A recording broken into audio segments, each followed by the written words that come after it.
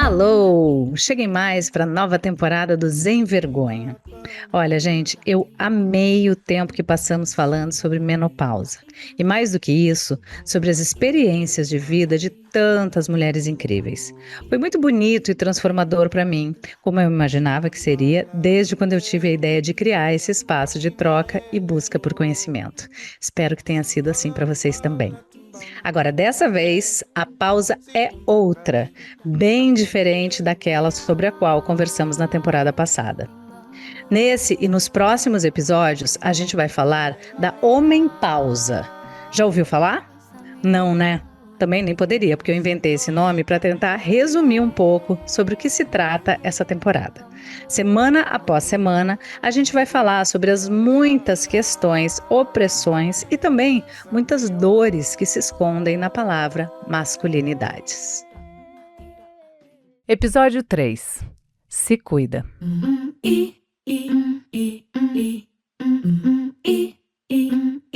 Nos episódios anteriores, a gente deu o salto e mergulhou de cabeça em um dos temas que considero mais importantes do nosso mundo contemporâneo: a discussão sobre a masculinidade.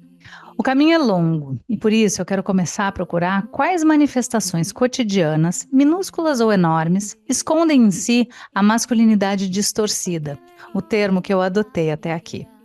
É fundamental perceber que são muitas as áreas da vida afetadas por essa noção deturpada do homem, do que significa ser homem. E já que estamos falando de um mergulho, aproveito o universo semântico para uma analogia. A masculinidade distorcida funciona como um polvo, com tentáculos atuando em diferentes campos. O casamento é afetado, a paternidade é afetada, o trabalho é afetado, as amizades são afetadas, o relacionamento é afetado e até a saúde do homem é afetada. É sobre esse tentáculo que vamos falar no episódio de hoje.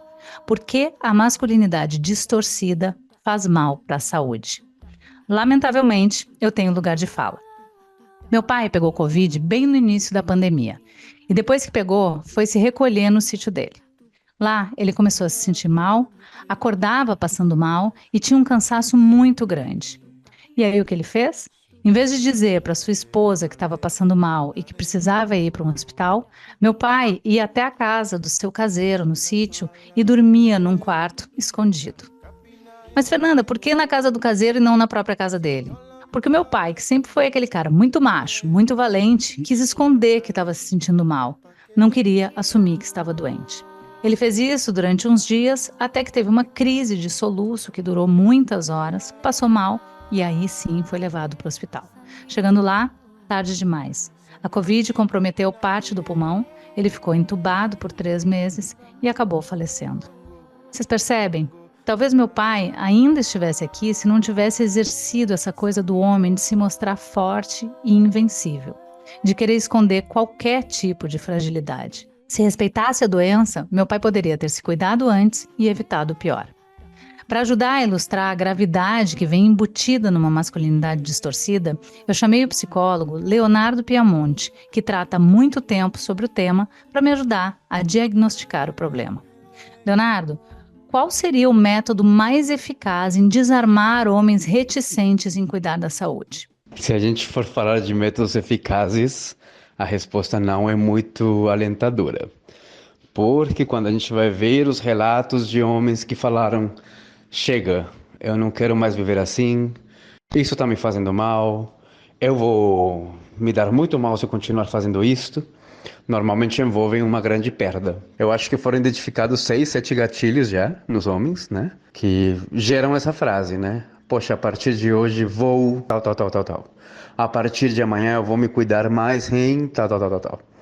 Que eventos são esses? Divórcio. O divórcio faz com que o homem diga isso. A experiência de quase morte também faz com que o homem diga que quer melhorar. A cadeia, a perda de um ser querido. Mas tem um desses gatilhos que é onde a gente precisa focar, que é a paternidade. Muitos homens vão fazer da paternidade esse momento de revisão de práticas, de se cuidar mais, de cuidar mais da saúde mental. Agora, se os homens estão reticentes, isso aplica para homens ou para qualquer ser humano desse planeta. Se alguém está reticente em cuidar da sua saúde mental, da sua saúde física, tem pouco o que fazer. Aqui em São Paulo, se eu não me engano, o número correto, 61% das doenças que chegam no sistema de saúde associadas à saúde masculina já é tarde demais para fazer alguma coisa. Só pode cuidar paliativamente, já não tem mais nada para fazer. E em saúde mental, bom, isso aí é realmente crítico. Se o homem não se mostra vulnerável em nenhum momento, muito menos pagaria para se mostrar vulnerável. A gente vive isso bastante assim no consultório. Normalmente homens que vêm ficam pouco, os processos não são muito eficientes e normalmente vêm trazidos, digamos, muito entre aspas, pelas mulheres que, sei lá, que convivem com eles, né? Normalmente é a mulher que entra em contato e dizer: o que que eu faço para o meu marido? Ou como é que eu faço para levar meu marido aí? O que que precisa colocar na mochilinha dele? Então, infelizmente, a gente não tem um método mais eficiente do que a queda, né? A pancada. Onde a gente vai conseguir mexer nisso na infância, né? Quando a gente tem ainda um pouquinho de campo, né? De acesso aí para essa masculinidade em formação, vamos chamar assim, em que eu posso falar para esse menino, sim, sobre a gestão de emoções, sobre a existência de emoções, sobre, né, as diferentes maneiras de que essa criança entenda que a saúde, tanto física quanto mental, são importantes para seu desenvolvimento e promover ambientes que sejam acordes a essa nova visão. Mas, homem velho, difícil. Mas afinal, por que que é tão difícil assim que os homens se cuidem? Basicamente está associado a ideias sobre o que é ser homem, que é justamente aquilo que a gente estava falando de que ideias a gente aprendeu quando criança, especificamente, e que ideias foram reforçadas pelos outros homens do nosso entorno, né? Então, as ideias de vulnerabilidade são ideias que são muito mal recebidas pelos homens, ideias de fragilidade, a ideia de não dar conta do tranco, de não aguentar uma situação. Se a gente analisar a vida dos homens da nossa sociedade, da grande maioria, evidentemente, são mais provas de resistência do que jornadas, né, de aprendizado. Então, o homem foca em resistir, aguentar, aguentar sem reclamar, reclamar sem chorar, chorar sem ninguém perceber. Acho que a masculinidade ela é uma linguagem psicológica de enfrentamento, de performance, de conquista, de vencer, de ganhar do outro, de não perder, enfim, todas essas coisas que a gente já sabe, né? E essa linguagem, ela basicamente é usada em todos os contextos do homem. Então, quando um homem está focado em vencer, em ganhar, em performar, para alguns ambientes isso pode ser até adaptativo, não vou dizer nem positivo. É adaptativo. Faz bem, de repente, você performar, faz bem, de repente, você competir, se você tem ali um espaço onde competir seja o ideal, onde performar seja o ideal. Agora, a questão é que a vida normalmente ela é feita de espaços de colaboração, de diálogo, de troca, tem outros seres humanos com outras necessidades, com outras versões da vida. E o que o homem costuma fazer é basicamente aplicar a mesmíssima linguagem de performance, competitividade, agressividade em ambientes em que tá cheio de vidrinho, de coisinhas que tem que ter cuidado. Então é um elefante solto aí na loja de cristais, como fala alguém por aí. Eu acho que isso é mais essa questão. Não é que o homem não possa ser criticado, é que quando ele é criticado, ele entra na questão da performance. Acho que é por aí. Como combater essa masculinidade? Com repertório. Acho que a palavra-chave para sair dos moldes da masculinidade como a gente conhece não é trocar a masculinidade tóxica por uma atóxica. Não faz sentido isso. Existem determinantes da masculinidade que são não necessariamente são negativos. A questão é que eles precisam de mais repertório. Eu gostaria de ver um pai lutando, fazendo o seu melhor, assim como ele faz na empresa, assim como ele faz no futebol de final de semana, para, sabe, se relacionar com seus filhos. Que ele possa fazer disso um objetivo de vida focado e que, sabe? Então, seria mais lindo se ele pudesse ganhar repertório.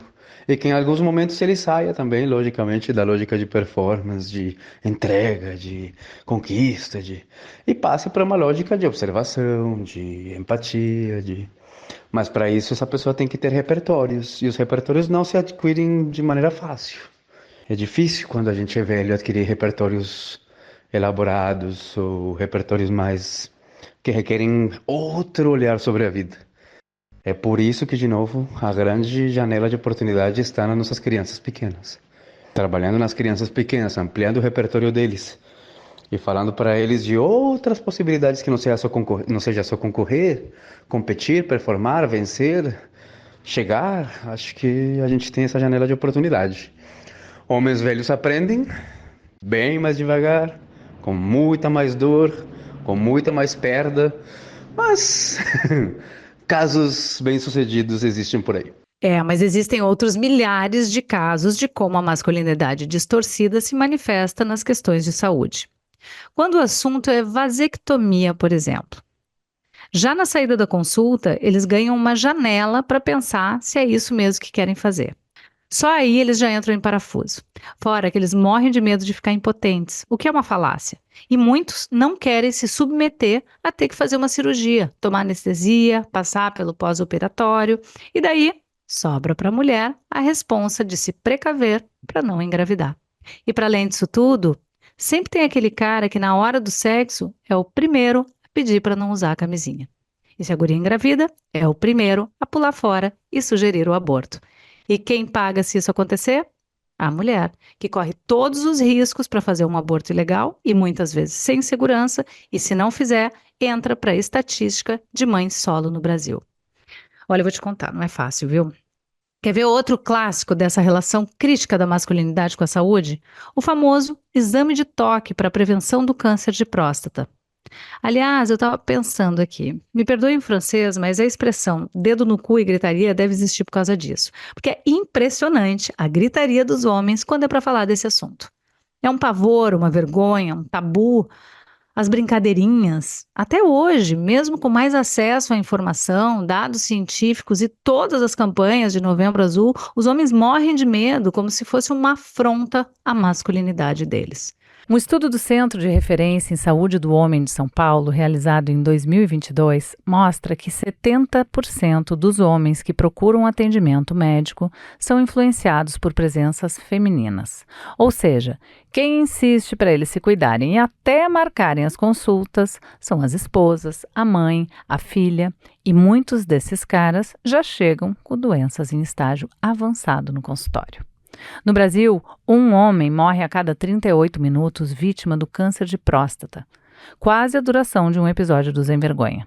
E a gente está falando de um tipo de câncer tratável e com mais de 90% de chance de cura no tratamento se for descoberto no estágio inicial.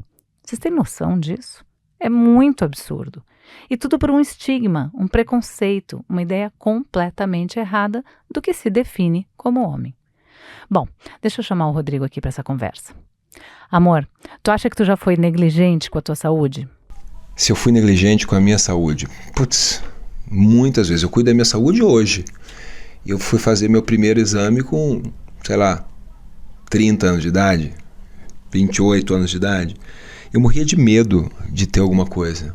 Morria de medo de descobrir alguma coisa, né? Próstata, então, na época, né, com 20 e poucos anos, eu falava que eu não queria fazer. O exame de toque. Exame de toque, não tem nada a ver. Já fez? Já fiz o exame de toque, já operei hemorroida. Meu ânus é um espaço aberto. Muito medo de... Aliás, eu vou falar para vocês aqui, quem tem problemas com hemorroidas, não deixe de passar. Né, minha paixão? Você não deixe passar o tempo. Opera logo, resolve logo o problema. Você sabe que eu sofri nos últimos, 5 anos, até ter coragem de fazer a cirurgia.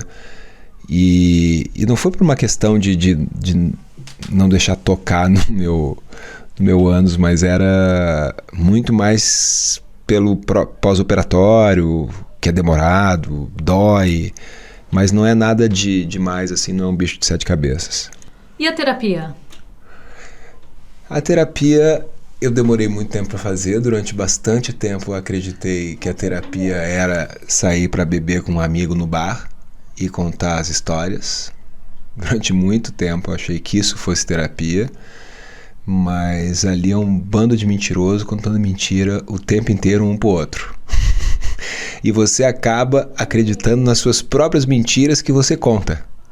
Então, durante bastante tempo eu caí nessa cilada. Mas depois de algum tempo, por necessidade mesmo, eu fui procurar um psicólogo, psiquiatra, que foi a primeira pessoa que eu fui.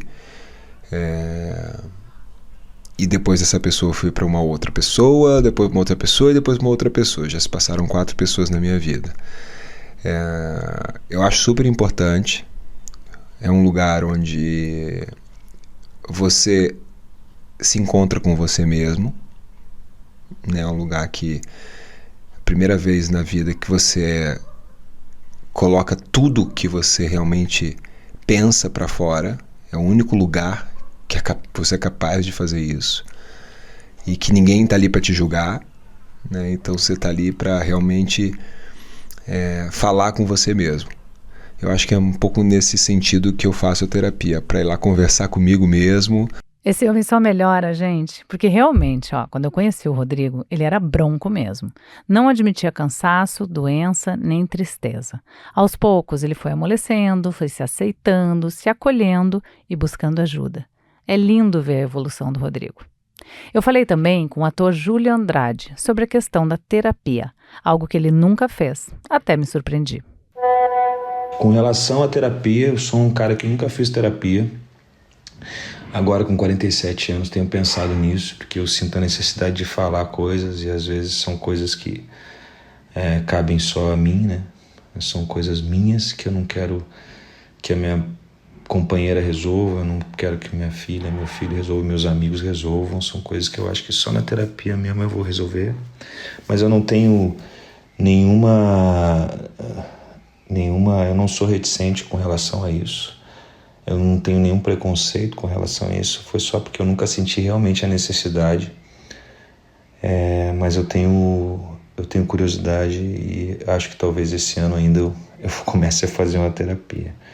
Julinho, acho que você, como um cara sensível que vai achar bem interessante esse processo de análise. Muitas vezes a busca por terapia nem passa pela cabeça dos caras, porque muitos deles tiveram como referências masculinas homens fechados, calados, que não dividiram seus sentimentos, como foi o caso do ator Davi Júnior. Meu pai tinha uma dificuldade muito grande de se vulnerabilizar, era uma pessoa bem silenciosa, vivia as coisas dele e internalizava, vivia os sentimentos dele, internalizava as suas frustrações, suas dores. Muito também por conta da sua profissão, né? Meu pai era técnico em necropsia, policial civil, técnico em necropsia, e via muitas famílias sofrendo por conta das perdas, né? Trabalhando no IML. Então ele aprendeu a se fechar, apesar de ser uma pessoa muito sensível. Meu pai sempre foi muito sensível, mas era muito fechado. Então eu aprendi a ser uma pessoa muito fechada nas relações em que eu tive. E a mudança dessa relação agora é que eu aprendi a dialogar. Comecei esse relacionamento fazendo terapia para conseguir me abrir. A Yasmin costuma dizer que eu ensinei ela a rir, ela me ensinou a chorar. Eu, assim como meu pai, eu tinha muita repressão. Achava que homem não podia chorar, homem não podia se vulnerabilizar, homem não podia se sensibilizar com as coisas. E hoje eu faço o oposto. Hoje eu fico feliz quando eu consigo chorar.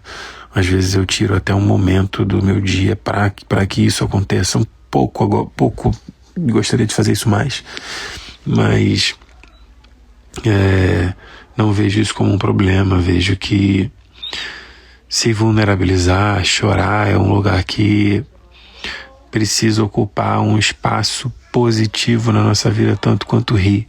Davi, achei muito legal o teu relato. É tão difícil quebrar essa casca criada desde a infância, né? Que bom que o relacionamento com a Yasmin foi esse turning point para você na aceitação dessas vulnerabilidades. A gente falou aqui como a masculinidade distorcida pode reduzir a expectativa de vida do homem, como é no caso do câncer de próstata, por exemplo. Mas fica cada vez mais evidente como ela também diminui a qualidade de vida desses homens. Porque olha como é que é a vida desse cara que sofre em silêncio, que está sozinho, que silencia suas dores e seus medos, que não procura ajuda, que não endereça as suas questões mais profundas. Deve ser completamente exaustivo viver assim. Até chegar o momento de acontecer uma implosão emocional, que muitas vezes se transforma numa explosão violenta com as pessoas ao redor, mulheres, filhos e amigos. É uma bomba relógio, e a cada frase que rechaça o autocuidado, o pavio para a explosão fica menor. Minha saúde mental tá ótima. Chorar é coisa de viado. Não preciso de terapia. Depressão é frescura. Os dados escancararam essa realidade. Um estudo do Instituto Nacional de Saúde Mental norte-americano mostra que os homens temem ser vistos como fracos se admitirem que estão lutando com questões de saúde mental. Tudo porque a masculinidade, sempre ela, é associada à força, à autossuficiência e ao controle emocional. Para falar mais sobre isso, eu chamei o historiador Luciano Ramos, outro especialista no assunto. Na prática, os homens não cuidam da saúde mental, assim como eles também não cuidam da saúde física. E é importante entender que, com base no machismo e com base no patriarcado, reconhecer que precisa de ajuda no que se refere à saúde mental ou à saúde física é reconhecer-se também vulnerável. E aí, para o machismo, a vulnerabilidade é um elemento da feminilidade, é um elemento das mulheres, né? As mulheres podem ser vulneráveis, mas os homens não, né? E com isso, eles não apresentam e não se apresentam vulneráveis socialmente a ponto de buscarem cuidado e buscarem o autocuidado. Dito isso, né, constantemente eu falo nas minhas palestras, né, nas formações que aplico pelo Brasil todo e também fora do Brasil, né, sobre essa questão, perguntando o seguinte: quantos homens você conhece que dizem, olha, essa semana eu não posso fazer essa reunião, eu não posso participar dessa agenda nesse horário porque eu tenho uma consulta com o meu psicólogo ou com a minha psicóloga, eu preciso fazer terapia, né? Na verdade, quase nenhum, porque esses homens não acessam os serviços de psicologia, esses homens não acessam os serviços de saúde mental, porque eles não podem demonstrar fragilidade social, né? E isso é uma violência com eles mesmos, né? Isso é uma violência que eles se auto-aplicam o tempo todo. E aí, vejam, a gente, desde a primeira infância, é levado para esse lugar quando escutamos frases do tipo, homem não chora, né? Pare de chorar, menino, homem não chora. Para com isso, você tem que ser forte, né? Você não é mulher. Vejam, quando a gente escuta esses tipos de frases, elas nos colocam num lugar de extrema violência, né? Esse homem passa a vida inteira entendendo que ser homem é não demonstrar emoções. Isso começa no ambiente doméstico, mas isso avança para outros ambientes, depois na escola, nas rodas de amigos, né? Quantos homens, por exemplo, não sabem lidar com términos de relacionamento, né? Porque eles não aprendem a lidar com a frustração, já que ser homem ocupa um lugar de poder. E aí, muitas vezes, isso vai se manifestar aonde? Na violência contra a mulher, no próprio feminicídio, né? Então, esses elementos de violências que esses homens vivenciam o tempo todo, eles também vão se reproduzir em relação às outras pessoas, né? E, em geral, contra as mulheres. Então, a gente precisa pensar um pouco que tudo isso vai se aplicando dessa forma. Por outro lado, quando a gente está falando também da violência física, né, a gente precisa pensar o seguinte: os homens são as maiores vítimas dos acidentes de trânsito. Esses homens são as maiores vítimas de brigas de bares, de brigas de gangues, né? E isso por quê? Porque a masculinidade, ela está sempre permeada de violência, ela está sempre se dando e se manifestando a partir de marcadores de violências. Ou seja, esse modelo de masculinidade é um modelo falido. Esse modelo de masculinidade baseado no machismo é um modelo que é extremamente falido. Ele não tem ganhos para ninguém, nem para a mulher, nem para o próprio homem. Ele tem uma ideia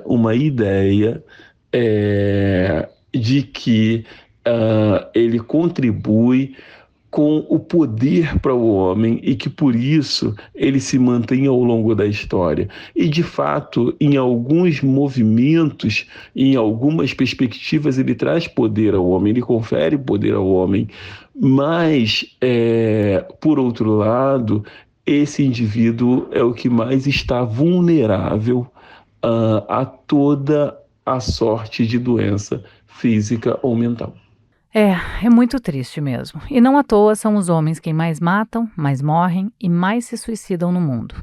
O psicólogo Leonardo Piamonte também dá uma pista de por que eles lideram essas estatísticas.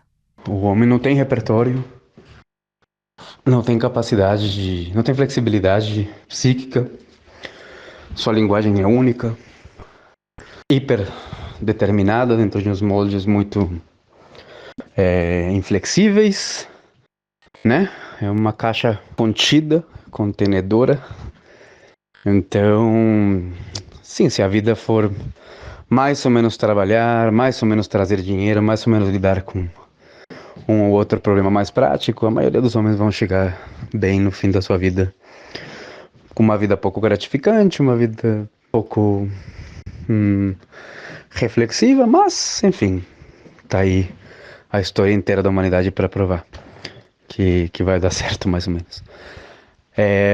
Agora, quando as coisas saem do comum, quando o trabalho escasseia, quando as relações afetivas machucam, quando terminam, quando alguém falece, enfim, essa ferramentinha que é a linguagem masculina, ela não dá conta, né?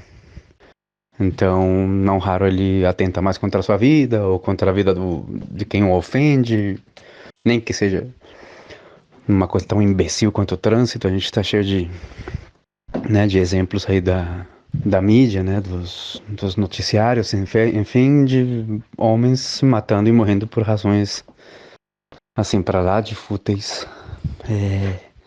Então acho que é por aí, acho que é falta de repertório, seria a resposta curta. Homens se matam mais, morrem mais, se suicidam mais, agridem mais, violentam mais por uma simples, entre aspas, falta de repertório. Ai, pois é, que coisa. Espero que essa temporada contribua para a construção desse repertório tão importante. E acho que para a gente não deixá-los sozinhos nessa, é preciso estar atenta aos homens que a gente ama. O filme Lady Bird diz que amor e atenção são a mesma coisa, e eu tendo a concordar com isso. Um homem perto de você pode estar sofrendo em silêncio. Então, falar é sempre bom para organizar e acolher pensamentos e sentimentos ruins. Acho que nesse episódio já falamos bastante. Até semana que vem, sem vergonha.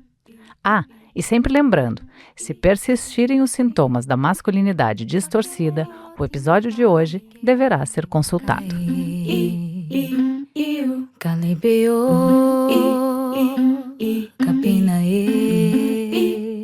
O Sem Vergonha é um podcast dividido em curtas temporadas, e em cada uma delas a gente vai tratar de um tema contemporâneo diferente. O assunto da vez é homem-pausa, e eu criei esse termo para provocar a reflexão de que não existe uma única maneira de ser homem. E você segue comigo pelos próximos episódios. Até lá! Ficha técnica. Criação, Fernanda Lima. Roteiro, Fernanda Lima e Luca Bopp. Coordenação de roteiro, Bruna Bopp. Coordenação geral, Mel Mesquita. Assistência, Meire Beck. Produção, Bruno Porto e Raquel Alves. Música original, Lena Barrulli. Edição e sonorização, Igor Amorim.